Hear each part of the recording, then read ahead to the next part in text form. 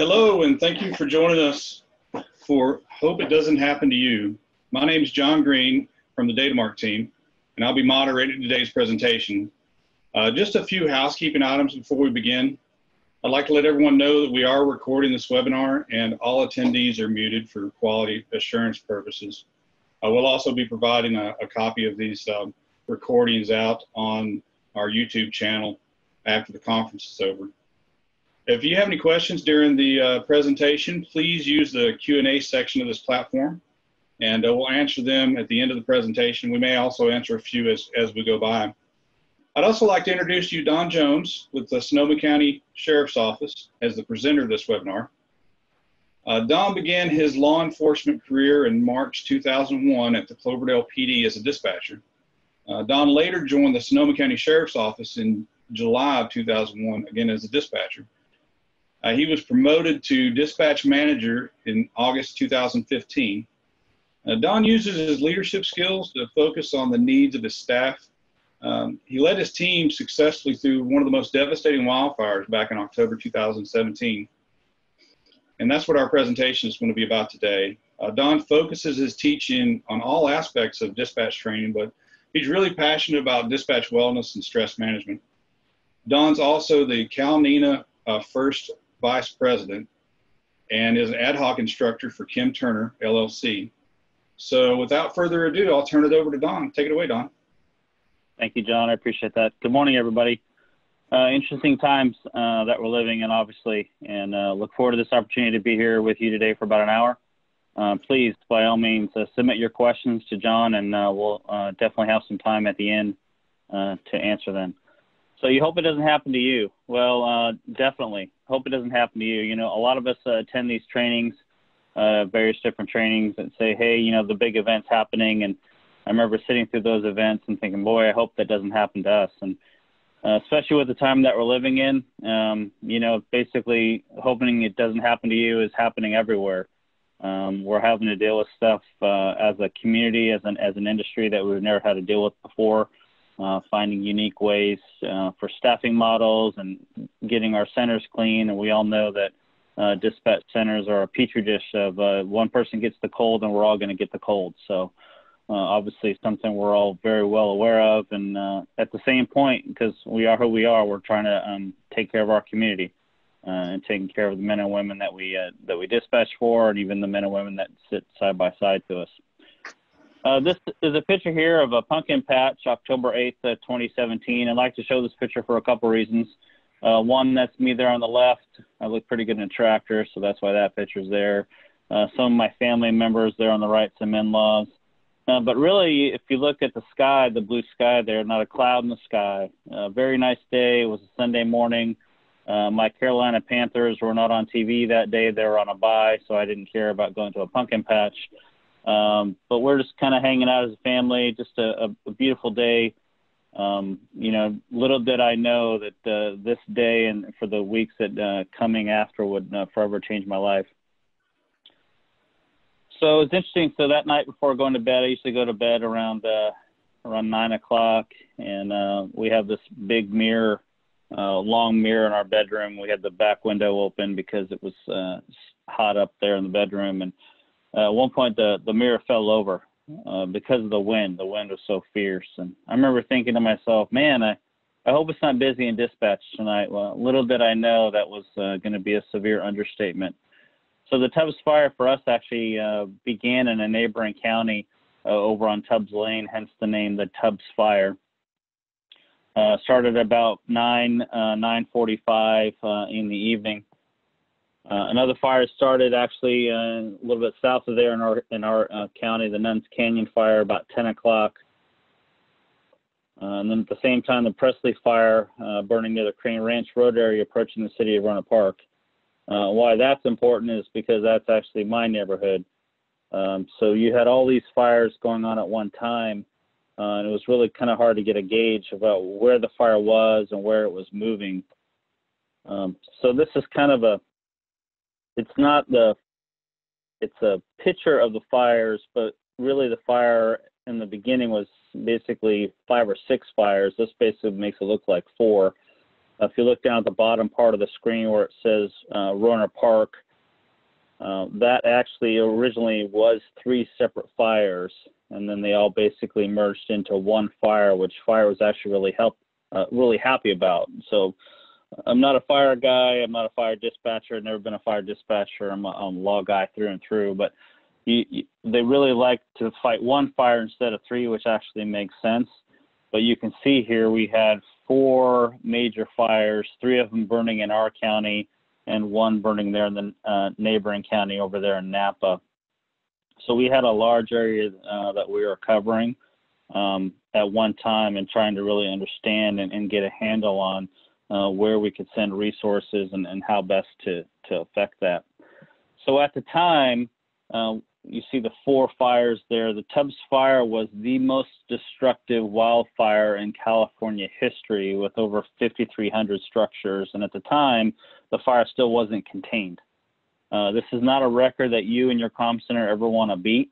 But we also had at the same point, we had the Nuns Fire going on, which is 1,200 structures. The Atlas Fire, which is the Napa County fire, was 741, and the Redwood Valley up in Mendocino County was 540. And a structure isn't necessarily a house. The way it's been described is if you had a barn maybe on your property, so that would be 2 structures. So if you had a house and a barn, that would be 2 structures. So it's not necessarily all homes, but a majority of those 5,300 were actually homes. But again, this is not a record you want to be proud of, not a record you want to be like, hey, I hope we can beat that record next year. And sure enough, lo and behold, the following year, the Camp Fire over in Butte County completely trumped the amount of structures that we had. So you see we ended up with 5636 was our final number. And then the Camp Fire went over 10,000 structures, which is a record we had hoped that wouldn't be beaten.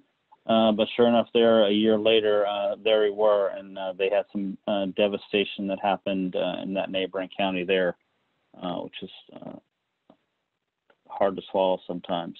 So staffing for us on a Sunday night, we basically operate 2 radio frequencies. One's a primary channel, does all the traffic stops and dispatch calls, and our secondary channel does all the wants and warrants and does tows, puts the bad people in jail, runs collects inquiries and things like that.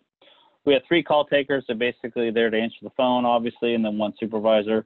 A lot of times, especially after 9 o'clock, we kind of rotate through breaks. So we really only have 4 people on the floor, plus the supervisor, just kind of depending on what was going on in the center at the time. So the bottom line is we had 6 people on duty that night when all the fray hit at about 10 o'clock that night. So our call volume on a normal Sunday, on a normal Monday, the previous week on October 2nd, was we only took about 70 911 calls. 322 are of our 10-digit emergency line calls. And that's primarily where we get our call volume from, is those 10-digit emergency lines. And our busiest hour was at 11 a.m. with a whopping 31 calls, a mixture of those 911 calls and those 10-digit emergency calls. So you can tell not necessarily that busy depending on what your call volume is in your center. Let's fast forward a week to October 9th. We took 913 911 calls.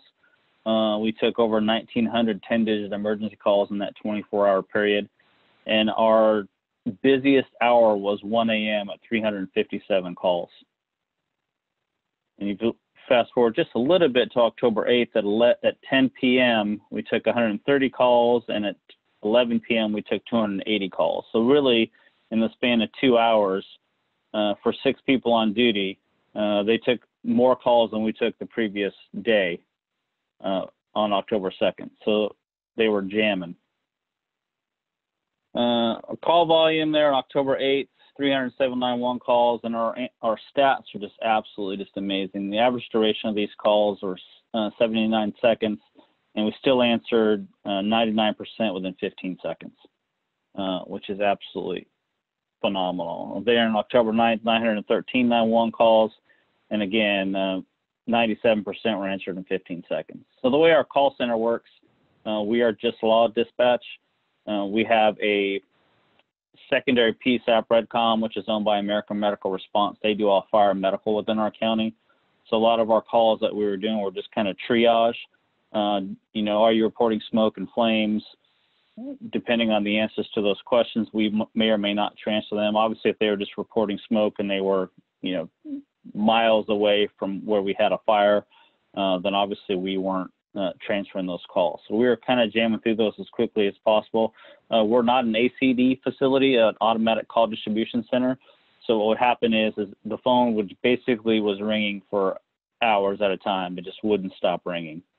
We were constantly picking up phone calls and getting that done for people. Dispatch need as many people as possible to help answer the phones, and I'm sure a lot of you in your dispatch center, you send out text messages for sick calls. Well, you know, we're talking in the middle of the night, so a lot of dispatchers had turned their phones off, and many of those messages went unread. They're like, well, I'm not coming in for there's a sick call. And it wasn't really until people woke up and they smelled the smoke and they looked at their phones that they saw these messages that said, hey, you know, there's a lot going on here, and we need people badly. At the time when we didn't think about it, but one of the things in retrospect we would do again differently, we had a phone trainee working that night, and unfortunately it was just so busy, it wasn't a night to be training. What we should have done is had her take our phone list and actually call our dispatch members on the phone and wake them up and have them come in that way. And that would have helped get more call takers in a lot quicker instead of just waiting for them to wake up based on the smoke. At about 1 a.m., I received a call from my dispatch supervisor. I looked at my phone. It said home. I'm like, why is he calling me from home? Well, he wasn't home. This is how I had it programmed into my phone. And he says, I'm not sure what you can do, but the whole county's on fire. Okay. So I said, I'll be right there. My wife says, what's going on? I said, the whole county's on fire. I got to go.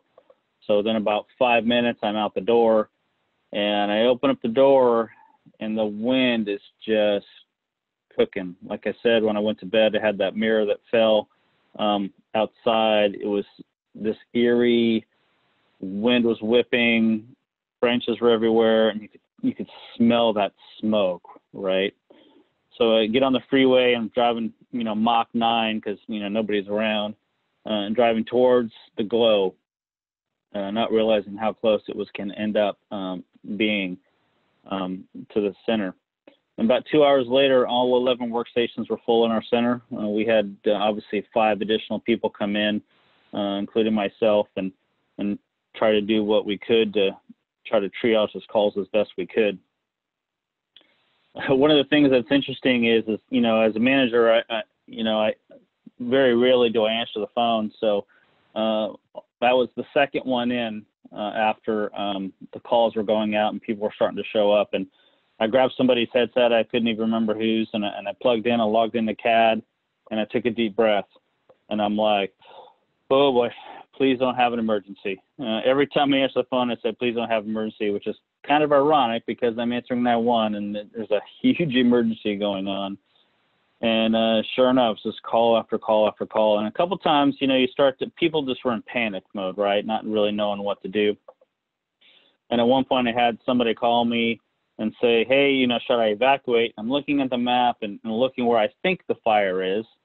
And I'm like, he's like, should I evacuate? I'm like, no, you're far enough away. We're talking an 8-lane freeway in between you and in your house. And he's like, no, well, I see flames in my backyard. I'm like, then go.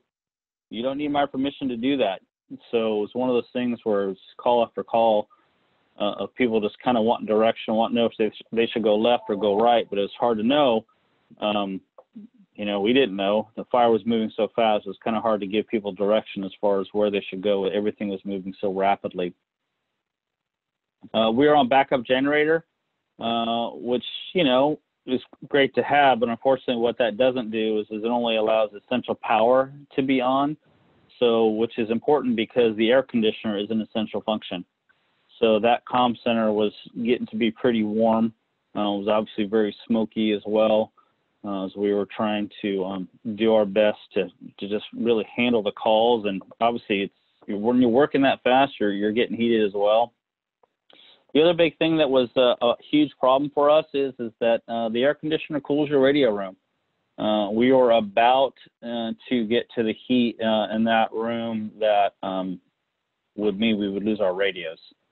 which means we would lose radios for law and for fire, which would be a huge problem for us, obviously. And also, we had no water pressure. No water pressure equals no bathroom. So I remember I had a couple people. I had one person who had actually called in sick that day, who ended up having what we think was the flu at the time, or self-diagnosed with the flu. And at one point, it's like, hey, this person who had called in sick early and wants to come in, absolutely, bring them in. We need as many people as possible. And of course, then we need to have the ability to have people use the bathroom. So I remember going downstairs at one point, and the sheriff and the assistant sheriff were downstairs, and I'm like, hey, need a bathroom. They're like, hey, Jonesy, just go in the back lot, go in the corner over there. I'm like, yeah, it's not for me, it's for my dispatchers. So apparently, unbeknownst to me, we have a porta potty in our back lot that they use. So what we're able to do is basically take that porta potty, back it up to the back of the door closest to dispatch on the on the first floor. We're on the second. Dispatchers are actually able to go downstairs and then use that bathroom facility throughout the event, because obviously we had no water. The water pressure was being used other places. This is kind of what our center looks like on the day of the event or that night. What's interesting is that when we moved into this building in 2003, the prior building that we had didn't have any windows. So of course, once we had windows, it was just like, should we have the curtains down? Should we have the curtains up? And obviously that became a thing. But it also became a thing because we ended up looking at this fire, unfortunately, come right at us. Actually, that dispatcher there on the far right, who has the handset to her ear, she was actually out on a medical note. She was actually dealing with her family, and she was texting me on her way in. She's like, I'm coming in. I'm like, you can't come in because you're on a doctor's note. She ignored me anyways, thank goodness. And when she came in, mine was the last seat that needed to be available. I'm like, since you're not here, please have a seat here and use my login to do what you need to do. And she ended up using her own login, of course, and but it worked out great. Really thankful that she was able to show up, because then I was able to kind of deal with some other things, obviously in the center, to try to help see what we were going to do next. There you can see the fires getting a little bit closer there to our center. Just another picture there.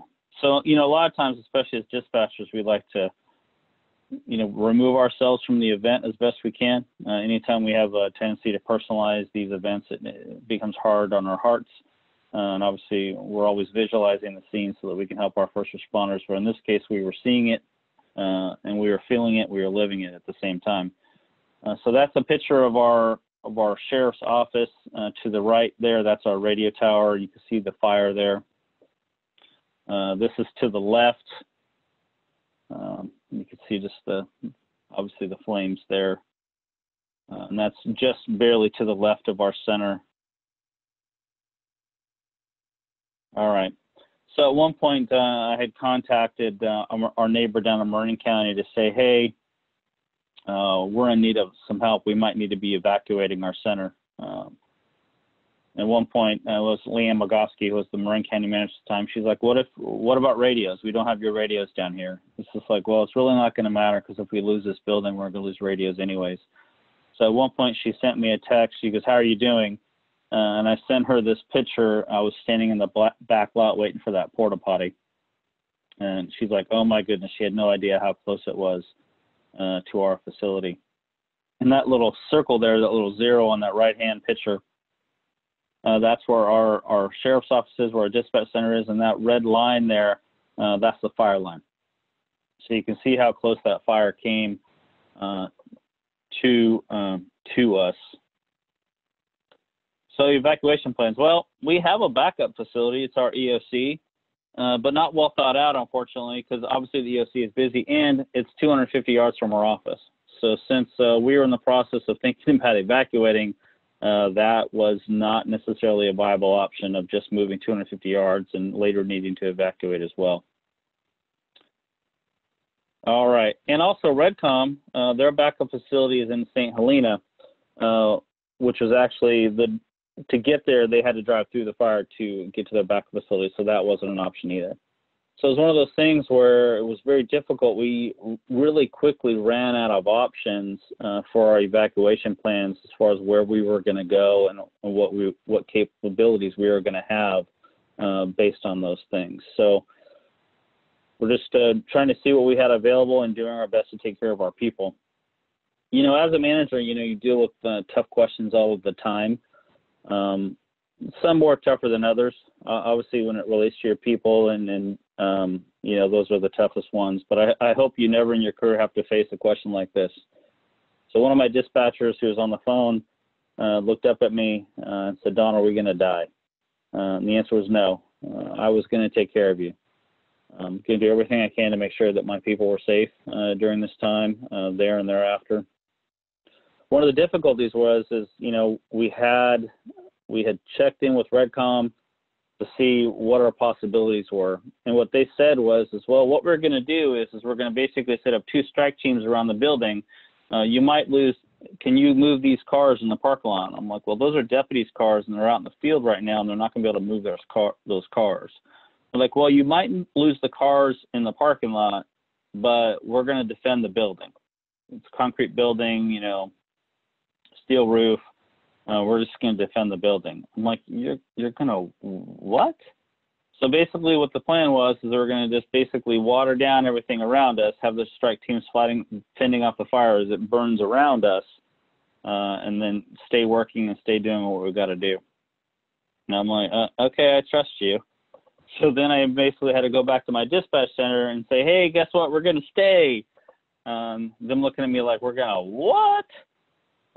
In retrospect, I think it was probably one of the better decisions. It was kind of nice to be home. And talking with the sheriff at the time, I actually met with him a few weeks ago. He wishes that we would have evacuated.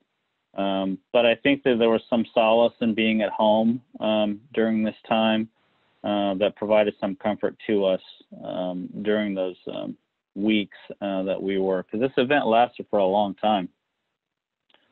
Mutual aid dispatchers. So what was interesting is we had an agency, and I won't dime them out. We had an agency that self-dispatched a couple of dispatchers up to us on the second day, which was really nice. We sent one over to the EOC to kind of do some scribing work, and then we one person sat down, gave them a headset. Within 10 minutes, he got up and says, I can't use your CAD, and walked out. So, which was hard because obviously we needed the help. And, you know, so what worked out great for us as our neighbors to the south of us, Marin County Sheriff's Office, they have the same CAD system as us. So what we did is we reached out to them and says, hey, can you help us? Absolutely. And a majority of them actually live in our county. So to help with geography as well, that they were able to quickly answer calls and knew where things were in relation to the fire and other things, that they were quickly able to do that. What we ended up doing is before we really had TERT in California, Jamie Hudson from Elk Grove PD reached out and basically says, what do you need? So basically I said, hey, we need dispatchers, but they have to use our Hexagon CAD system. We didn't want to go through what we went through before where somebody sat down and then 10 minutes later got up. Not that I think that would happen again, but obviously that was the fear, and it was just easier to kind of reach out. And then we had agencies from all over the Bay Area that came to us. Plus, also keep in mind, we had an extra 150 patrol units on the street at any given time. It was actually really 300 two-man cars, but it was 200 patrol units out in the street at the time. So we had a lot of units that we were trying to manage and keep track of. And so we needed all of those bodies. Really what we had is we had those 11 positions that were full for the entire 2-week period that we were dealing with this fire. What was really nice about our computer system is we were able to create dummy units in CAD. So what we would do is we would say, you know, Alameda County 1, Alameda County 2, up to 50 if we had to. So ALCO 1 through 50 to make it easier for the dispatchers to kind of monitor those units. And we just told those units that were coming in, here's what your identifier is. Because them saying, you know, 6 SAM 52 or whatever it wasn't going to help us at all. It was easier for us to coordinate that just by creating these units, and it really helped coordinate those efforts.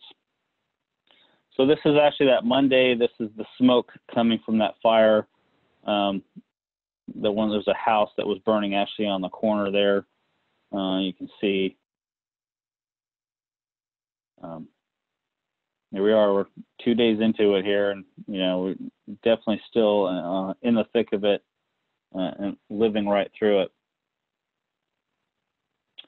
This is some of the mutual aid dispatches that we had. So you see it's mixed with our people and some of the mutual aid. So we have some Los Altos and Mountain View dispatchers. We had San Jose that came down.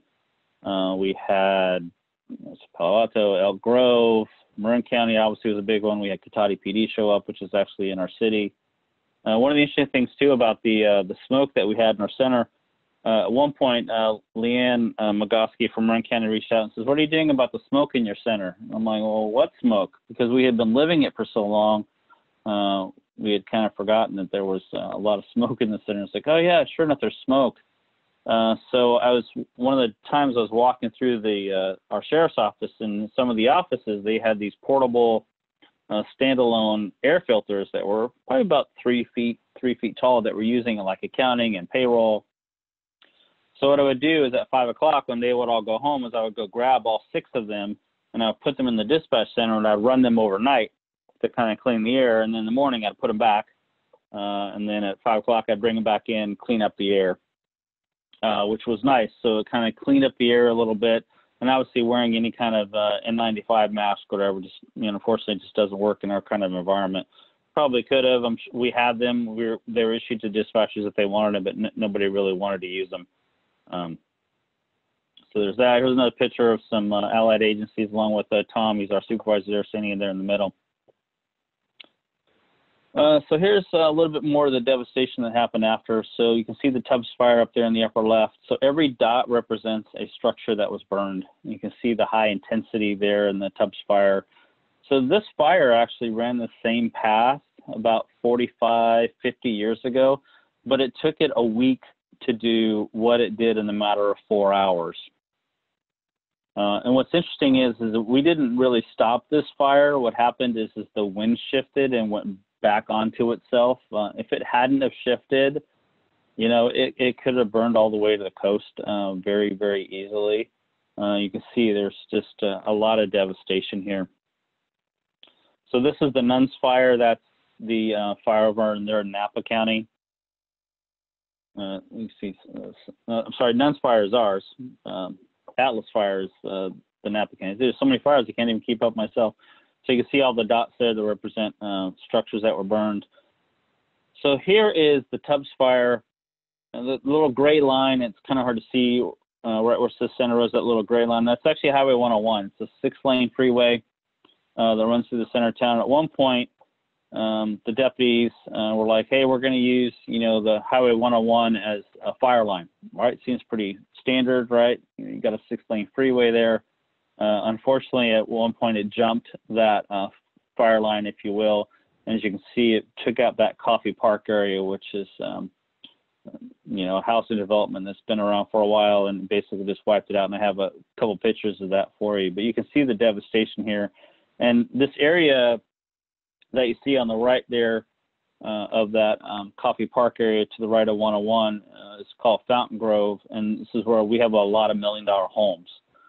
So many homes of this nature. We had roughly 200 doctors in our county that lost their homes because of the fire, because all in this Fountain Grove area. So this the devastation was far and wide. And you also have secondary victims, which I had never thought about, but it was interesting. So a lot of these people who had these homes in this Fountain Grove area also had, rental properties that they had. But since their house burned down, what happened, in the coming months for some people, they were evicted from their house because the owner didn't have a home anymore. So you had these secondary victims who were affected by the fire as well, that were, evicted for nothing more than, the owner lost their own home. So this is the Coffee Park area. You can just see house after house after house that was burned there. On the right-hand side, I'm hoping you can see it there. It says Kaiser Permanente. There's a whole bunch of rows there. That's a mobile home park. It's the worst name for a mobile home park for a senior citizen mobile home park ever. It's called Journey's End. I didn't make that up. It's true. And unfortunately, a bunch of homes there, mobile homes were burned. An interesting side story, there was one row of mobile homes that backs right up to Kaiser that they had saved. Some of the residents had sprayed down and were able to save. But unfortunately, that area became condemned. So they had a home. It's not burned, but they can no longer live there. And since it didn't burn, they didn't qualify for insurance. So unfortunately, these people are without homes, without insurance. There's nothing they could do, even though the saving of the homes probably saved Kaiser. And quite frankly, it's across the street from our office, and it probably saved us as well.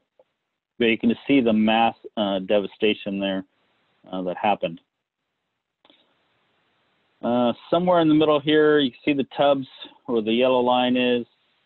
On the middle right there, you see two large buildings that are pink. One of those is a Home Depot. If that Home Depot would have went up, we would have been in some serious trouble. Because to the left of that, right where it says Mendocino Avenue on the slant there, that's actually our office. So you can see how close we were to a lot of the devastation there. Here is a picture of Coffey Park. And unlike a lot of other disasters, natural disasters that happen, flooding and whatever, a lot of times you can save something. But with these fires, there really was nothing left. A lot of these people, went running for their lives. You can figure the time of day that it was. Really had kudos to the neighbors for, getting each other out. We were doing our best to try to reach people, but unfortunately, we didn't have a lot of people there. So there's the $1 million home right there. That's all that's left is the front door. There's another stairway house, and of course, you can see the house on the right. The house on the right was saved for whatever reason. Here's another house here, a washer and dryer in the back, maybe I think that's a water heater there. And these fires create their own weather patterns. So what happens a lot of times they have fire tornadoes. So in this case, it picked up this car, flipped it over, and threw it right in the middle of the ground. And I was amazed at the amount of cars that were burned out on the street. This is probably day 4 or 5. I had a lieutenant drive me around. Here's another house. You can see the washer and dryer in the back. Nails everywhere, glass. Basically this house has just exploded from the sheer heat of it all. There's a Santa Rosa PD car. All right, some of the aftermath. Well, the emergency management group that's our sheriff, assistant sheriff, and captains. They want to list everybody who lost their homes, because what happened is they'd be talking to a deputy, not realizing they had lost their home. So all in all, we had 29 department members that lost their homes. It was mostly deputies. We had 2 retired dispatchers who had lost their homes as well. We had one seasoned dispatcher who, after all this, after 25 years, goes, you know what, I've had enough, and you can't blame them for that. We lost one supervisor who retired out medically. We have another dispatcher who is still, actually a couple of years later, who's out on medical as well still. We had a trainee who was not able to complete their training program because of the 1-year probation restrictions, but I'm happy to say that person fought back and was able to reapply. We actually gave them a job somewhere else in the department, but they have now come back, and they're actually on the final phases of completing our training program to become full-fledged dispatcher. What worked for us is putting our messages on social media, recording the TV interviews in their entirety and placing them on our Facebook. What would happen is that they would splice it and cut it how they wanted to. So instead, what we would do is we would take our little iPhone camera, we would record the entire video and place it on our Facebook, so we were able to kind of help public opinion that way. We use a public line for non-emergency calls related to the fire, especially missing persons. We took over 2,200 missing persons reports during that time. Anytime we evacuated an area, those calls would obviously go up. We had the 2 trainees that we had that were brand new. We actually sent them over to the Violent Crimes Division to do the data entry for the missing persons, not entering in a CLETS, but basically creating a matrix to search high probable deaths. So basically, are they in the burn area? Are they elderly? Do they have any kind of medical condition? And those are the areas that we were searching first for people. We kept up 3 radio frequencies 24/7 for the 2 weeks, and sometimes 4, depending on what the needs were. We also had a deputy that was assigned to go to each deputies home to try to find their guns, secure those weapons as well. So, you know, they basically draw out, well, this is where the gun safe should be. In one case, I remember them saying that they were looking actually for a body. It was the 3-story home was basically reduced down to 18 inches. So that was one of the things that they were trying to deal with.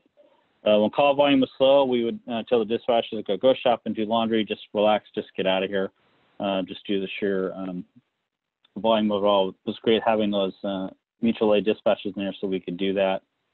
We're also watching our radio towers via cameras to make sure they were protected during the fire, because again, if we lost radio frequencies, that was going to be a huge problem for us. The Deputy Sheriff's Association did a great job of getting in donations and setting up basically a makeshift store, so all of our victims in our department could go in there, because they needed everything, right? Toothbrush, toothpaste, clothing, everything.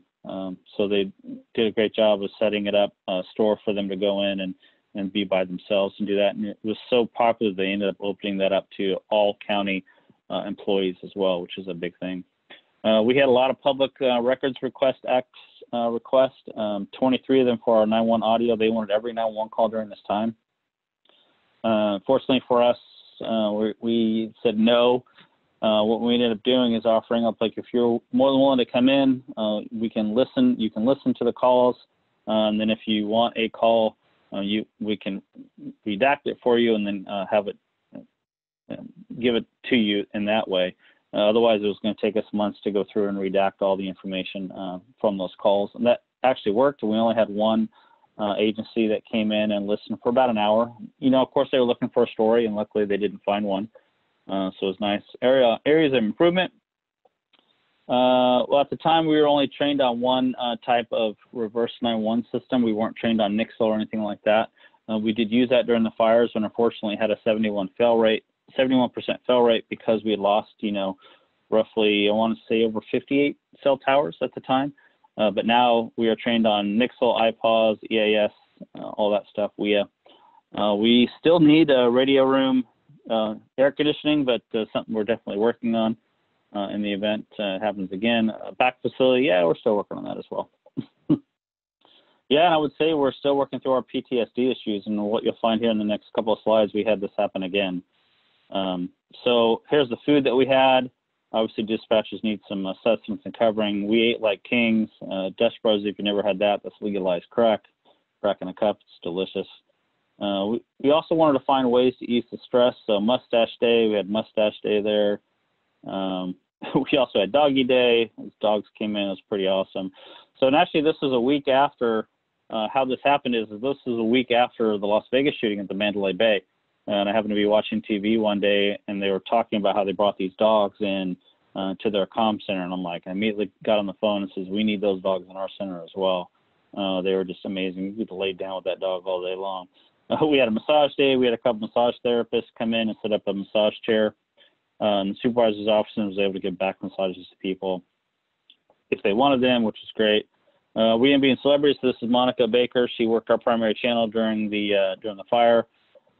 She actually got to go to the American Music Awards there. You can see she got to hang out with Jamie Foxx and Heidi Klum. And at one point during the spring, they had a nice little dinner for us right at the Napa County, Sonoma County line. Their chef, Tyler Florence, there made us a meal for 500 people that we got to sit through and enjoy the sunset there of the vineyards there. So this is actually Sheriff Giordano. Sheriff Rob, one Rob for the job. So he didn't realize this, but they ended up making a cutout of him. So I'd taken a selfie with it and sent it to him.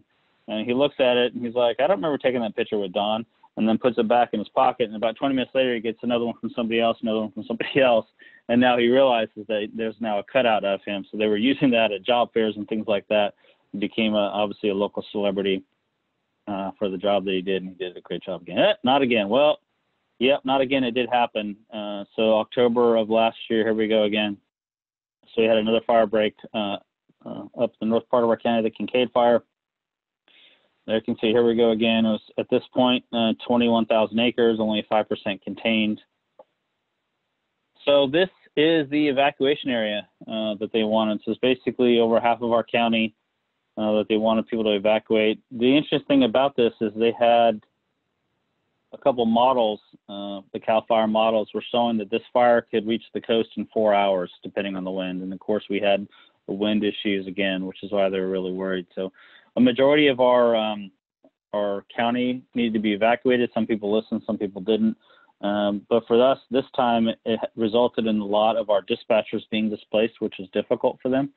A lot of people had no water because this is also during the public safety power shut off as well. So a lot of people had no power, maybe were allowed to be in their home or weren't allowed to be in their home. There was a lot. And as you can see, this is actually a couple days or 1 or 2 days into it, where now it's really approaching a large city. This is the town of Windsor, which is, I call it a cop and firefighter town. A lot of these cops and firefighters live here in this neighborhood. So you can see a couple deputies are playing firefighter, and they're trying to water down this house here. And at one point you had, as they were trying to fight this fire, you had a fire engine almost at every house. And at one point they had talked about that they were going to evacuate, they were going to back up and let this fire burn to Highway 101 again, which basically would have lost half the city. I was standing behind one of my dispatch supervisors at the time. They had actually called out her street. It's just difficult because, you know, here she is working a position, and you can't tell somebody to go home when they just heard their street name get called out, thinking that their home was going to be burning to the ground. Fortunately for us, that didn't happen. None of our people in either of these fires lost their homes, which is fortunate for us. We really are lucky in that regard. But, you know, it's just hard on the emotions to think that that's happening, and there's really, unfortunately, not a lot you can do. And as dispatchers, right, we pick up the next call. You can only go for a walk for so long, but you have to, in some ways you have to re-engage, but we also still have to take care of each other too, which is, it's a fine little balance there. So this is a great illustration I like to show of, you know, why they want defensible space. You can see that house there in the top part that has defensible space, and you can see the airdrop there where the plane dropped the retardant to try to stop this fire. This is the last Kincaid fire. So we are getting close to 45 minutes, people. This is actually one of our dispatchers, their cars. Thank you, you're amazing dispatch, law enforcement officers, fire, and EMS. It really was a team effort for us. It's another reason why, especially in California, we're very supportive of AB 1945, which is a bill that would classify dispatchers as first responders. And obviously on the national, the 911 Saves Act, by Representative Torres, to get nationally dispatchers recognized as first responders and out of that clerical classification, which, you know, when you tell people that, they can't believe it and they're surprised that we're not. But here we are. We're having to fight the fight. We really need to sell our story for whatever reason, and make sure people hear us and truly listen to the hardships that we have, and why we are a huge part of the 911 system, the public safety. Without us, really, how would you get a firefighter? Are you going to go to the center of town and ring a fire bell like you used to do in the 1950s? Well, that's not an option anymore. So they need us as much as we need them. So here is my email address. If you would like to send me any emails and want to have an off-topic conversation, absolutely, I would really appreciate that. And I'm going to turn it over now to John for any questions that anybody has. I'll be happy to answer. All right, thank you, Don, and thanks everybody for attending. We actually only have one question. It's more of a comment than it is a question. Mark says, "Go Panthers! Keep pounding." Keep pounding. Hey, we got a new quarterback. Go ahead, Teddy Bridgewater, and let's see what we got. So yeah, I'm actually I'm a military brat. My dad was in the Navy, so I joke. I was born in Puerto Rico. I like to consider myself Puerto Rican. And I went to 12 schools in 12 years. I say I can barely read and write, but I consider Carolina my home because I graduated from high school there, South Carolina, Goose Creek, go Knights. Yeah, so appreciate that. Go Panthers. That's awesome. So, yeah, if you have any questions at all. Oh, we got a couple questions coming in now. We're tallying up there. Is there other questions there, John, or are you reading through? Sorry. Let's see your eyes scanning. I was reading through them. Carolyn Clifton asks, can you speak to the GIS resources that you have there? We are very fortunate. I don't know a lot about what they do, but they do great work. So they were able to set up a lot of public sites for people to go to. which was great. In the aftermath of the fire, people wanted to know if their home was burnt or not. They were able to set up great websites for people to go to see if their home had been burned, since they weren't able to get into their homes. If you need more specifics, please shoot me an email, and I can get you in touch with Tim Pudoff. He heads up our GIS department for the county, and they do great work over there. So. And then just a follow-up question to that too, again from Catherine. Do you have someone in your office who's exclusive to GIS? In our office, no, but the county of Sonoma has a whole network of people. We actually do have one person assigned to our CAD through our IT department, but they're only specifically working on CAD. The GIS information that you saw through those maps was from the GIS department at the county's facility. Good deal. And then Lisa Brown asked about any specific backup generator use that you guys had during the fire. Well, the backup generator did work. It wasn't the problem of it not working. The problem was it didn't power stuff that we needed. Really, the air conditioning was the big deal. So we're still working on having something strong enough that would work the AC unit, but unfortunately, even now, 2 years later, almost 3, we're still working through the dynamics of all that. Oh, and here's a good question from Lisa Davitt. She says, as a boss, I know I worry about my people first and worry about myself last. How did you feel afterwards, and how did you personally handle everything as a boss? Well, it's actually a story I didn't share. So at one point, probably about 4 days in, I happened to be in a meeting, quasi meeting with a bunch of the other managers from different departments, IT and records and whatever, and I lost it. The pressure was immense. But you know, it's almost like related to like a dad, right? You just want to take care of your kids and do whatever you can. And then I broke down privately. I remember thinking I'd go home at night and basically just plop down in the chair and not really say a lot, or I felt I was sharing, but it was even weeks later that I was truly sharing even more and more. I just wasn't ready to share that experience. And one of the hard parts now is compounding that, having more fires. Quite frankly, the COVID-19, I feel like as a center, we can't take any more hits, but here we are. So we just got to take it one day at a time. Well, Don, thank you for all that you do there in the center. I know that's the personal stress there has to be immense, and it's people like you that keep us safe. So thank you very much. I know that the entire panel shares that sentiment as well. Thank you. I appreciate that. Let's see. The last question here: were you able to solve the AC issues at any point in time? No, and it's still issues that we're still working through. You know, it's a lot of things. It's a cost thing. It's a timing thing. It's a priority thing. We're still working through all of that. We were very fortunate. One of our facility maintenance people, Emil, he came in and somehow got us on some kind of grid that had everything up and running within a couple of days. Unfortunately, Emil lost his home as well. But within hours of the fire breaking out, Emil was on duty, and he was there through the duration. So people like him were on the back end were making things run smoothly for us. So I really appreciate him and what he did. Man. All right, we still have a few moments here, about 10 minutes actually, for additional questions. If anyone has any, please post them to the Q&A. I think I haven't missed any here. There's several folks that are just saying they want to thank you for the job you do, and thank you for a great presentation as well. Thank you.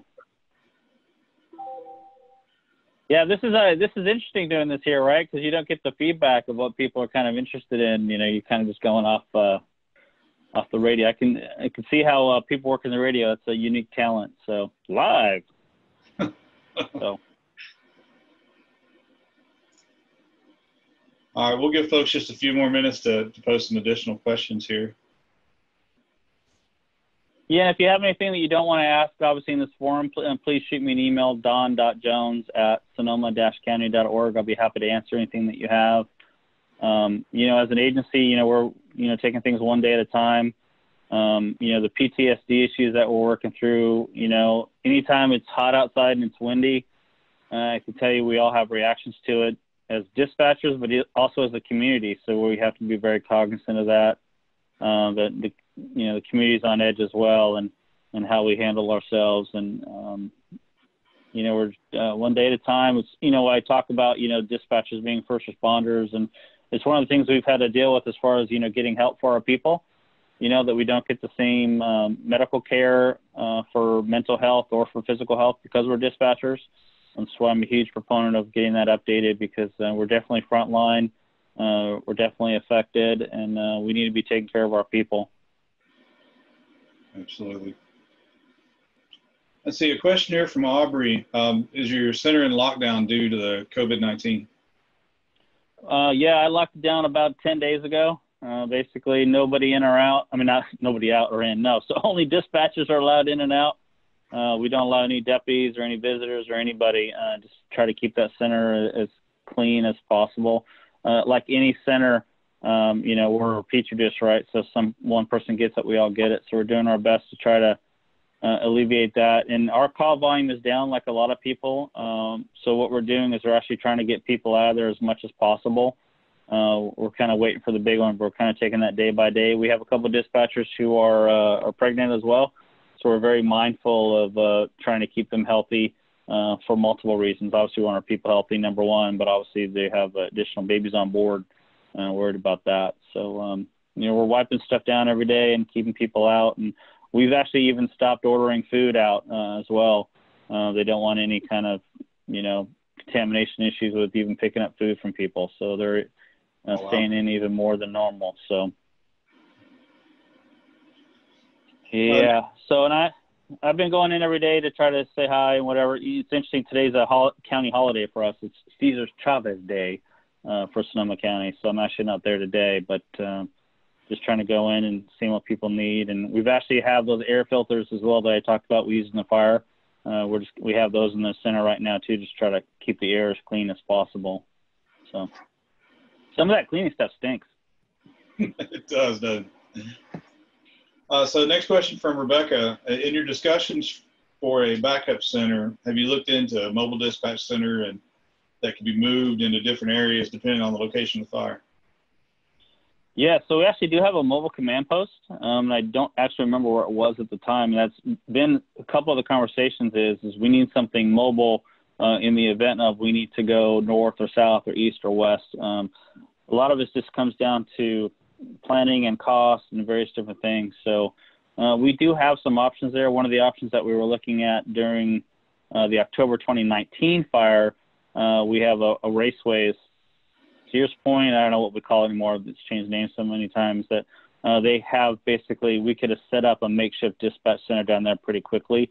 Now with the advent of IP phones and different things, we have a lot of options, but you just don't know what you don't know, right? So even having a mobile command center would really have to be close by that we could take with us. Because if you were to house it up maybe north of our office, which is where it is sometimes, we might not have the opportunity to get to it. So a lot of moving parts with these types of evacuations and stuff. I'd say. See, next question from Robert Boswell. Did you update or change your continuity of operations plan after this fire? No, but it's definitely something they're looking at even more closely now with COVID-19. The assistant sheriff and those upper echelon are doing that. I would say for us, unfortunately, we're getting pretty good at handling these things. But yeah, they are definitely looking at that now. And then next question from Daniel Brenner. How has the wildland urban interface issue been handled as a result? Wildland urban issue. Not really sure I understand the question, Daniel. Daniel, if you want to retype that question, maybe give us a little more, I'm sure we'll be glad to answer that. I'm gonna leave that open for now. And then Danette Martin asked, need to take this presentation to Washington, D.C. If they don't get that we are first responders after this, I don't know, we'll change their mind. So more of a comment than a question there. Hey, girl, I'm ready. Let's go. I do plan on attending Night One Goes to Washington with Nina here. I'm not sure if next year or the year after next, but I'm definitely going to go. So But my hope is that we'll have it done by then. Jeez, let's go. No time like the present. Absolutely. Okay, guys, we have about 4 minutes left here. If you have any additional questions or comments, please post them real quick, and we'll try to get to them. Again, want to thank everyone. I think we have over 80 attendees in this presentation, so I wanted to thank everyone for joining us and all the great questions that come in, and we really appreciate your help making this this conference a success. Yeah, what a great idea. Good job, Datamark, for putting this on. It's a great idea, and probably see more of these in the future. Why not? Absolutely. Absolutely. Oh, here's one from, again, did Daniel's question come back in, or? Let's see. Yes, another question here. How has the fire affected planning issues in the future? I don't know if it's affected the planning issues. I think we're confident about how we handle them. We're definitely a lot more dialed in to notifications systems as far as Nixle, WIA, and all those things. We handle those a little bit differently now. Working really closely with the Department of Emergency Management to try to make sure we're getting the right message out at the right time. A lot of it, a lot of cooks in the kitchen.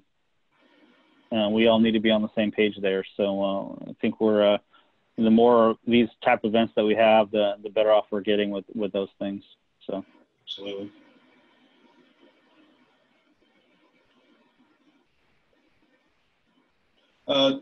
This is more of a comment from James here. So he says it's amazing every center has a threat to their region. You guys have forest fires here in the East Coast. We experience hurricanes. The extra workload is the stress that's common for each of us in every one of our centers. Yeah, no, I totally agree. And I would also say we probably have the same employees, right? You have your same problem employee, and we'll just change the name of that person in your center versus my center. But yeah, we all have the same kind of stressors as far as maybe it's wildland fires or hurricanes or tornadoes or things like that. We're all dealing with something. In some cases, maybe even multiple things. So yeah, we all have to be, despite the fact that we don't want to know, it could happen to any of us. And obviously COVID-19 is proof of that, right? We're all in the thick of it together with that. So. Absolutely. All right, guys, we are down to 2 minutes. James here, just one last comment, says fantastic job. You guys did an amazing job considering all the circumstances of that fire. And, I personally had no idea how close that fire actually got to your center. And to hold the fort, that's a pretty amazing job. Pretty amazing job. Thank you. No, I appreciate that. No, and I'm very fortunate to work with a bunch of great people. So, and I'm sure you and your centers feel the same way. So, very lucky, and we do this for a reason. So, very happy to be a part of it. All right, we are less than a minute out. Again, just want to thank everyone for joining us and participating in this. Don, thank you for the presentation. I know I learned a lot and enjoyed working. Thank you. Likewise. Right. Appreciate it. Well, enjoy the rest of the conference. I think Adam Tim is up next. He's great. So enjoy. Yeah, I was just going to mention that. So Adam Tim is up next, and it's a lunch and learn on self-care for dispatchers dealing with crisis. Encourage each of the attendees here today to join in or dial in and join that presentation as well. I'm going to do that myself. So I'll see you on the next presentation. Thanks, everyone. Thank you.